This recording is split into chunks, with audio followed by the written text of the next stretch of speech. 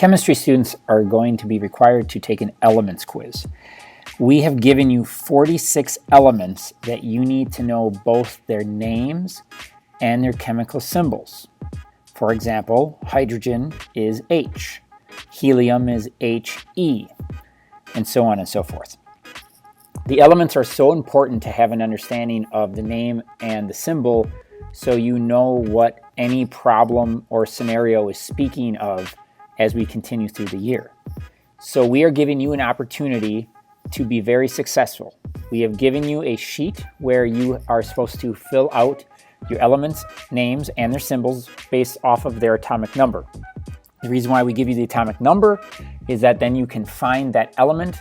For example, number 26 is iron, which is Fe. We have you write those down because I think that it is easier to recall and remember those elements if you have gone through those once by writing them down. Let's go through a little bit of the rules of what we are expecting you to have when we get into the quiz. So we're going to give you 46. You have to have 40 of them correct to pass. We think that these elements are so important that if you don't know all of those elements, that we need to work on that a little bit further. So if you don't get a 40 out of 46, you will receive a temporary 0. And all that is a motivation to just come back in and to get the help that you need or review that you need. And in fact, if you do really poorly the first time, it's actually more of a benefit for you because you will be able to get a higher score. So you must retake it until you receive a 40. Now, just so you know, the quiz will actually only be worth 23. So every element is only half a point. But on your first retake, if you get, let's just say, a 43 out of 46 after you failed it, then you will get a 40. So if you only got a 19 out of 46 and now you come and get a 43, your grade definitely increased. If you are sitting there wondering, well, why didn't I get a 43? It's because we don't think it's fair for a student who got a 40 or 41 the first time to not be able to get a higher score than someone who maybe did not study hard or did not take the test seriously the first time. This is not as much about skill as more about just taking your time and reviewing and learning names and symbols. If you do not get over 40 on that first try, on the second try, or sorry, it actually be the third try, it's the second retake. If you get a 40, then you get a 35. On the third retake, if you get over 40, then you only get a 30. Most students do not take it that far. The reason why we do that is that we don't want students to just haphazardly and randomly want to take the test over and over and over again. Please come prepared.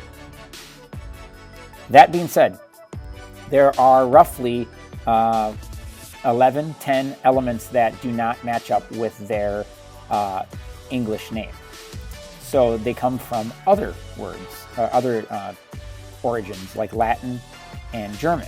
So what we wanted to do here is show you a few of them that you probably want to study a little longer, okay? So why do we have these words up here? You do not have to have them memorized, but what they show is where the symbol comes from. So for example, natrium actually has the Na in it, and that's sodium. So on my sheet, I would actually put a little asterisk next to sodium, which is number 11, because that's probably going to be a little bit harder of a one to remember. So that is when I want to focus on my energy. Kalium. If you look at the periodic table, there is a letter K on the periodic table. That is potassium. So once again, K has nothing to do with potassium. Ferrum is Fe, which is iron. Cuprum is copper, Cu, and Cu looks a lot like what copper would sound like, but there is no U in copper. Argentum is actually silver, so you kind of have the A and the G. If you say Ar, that would be argon, but silver has no A or G in it. Stannum is tin, and a lot of people remember this from sin tin, kind of rhymes. All right, hydrodrum is mercury, the Hg is mercury. Aurum is gold, Au gold. Plumbum sounds a lot like plumber, and plumbers used to have lead pipes, and that would be the lead. And then wolfram, which is actually tungsten. You can remember that a lot of times because the W looks like a snake's tongue. So that is tungsten. So those are some of the elements that their names and their symbols do not really make sense with each other when you look at them as an English word. So these I strongly recommend putting an asterisk or star next to those on your study sheet so you can be more successful.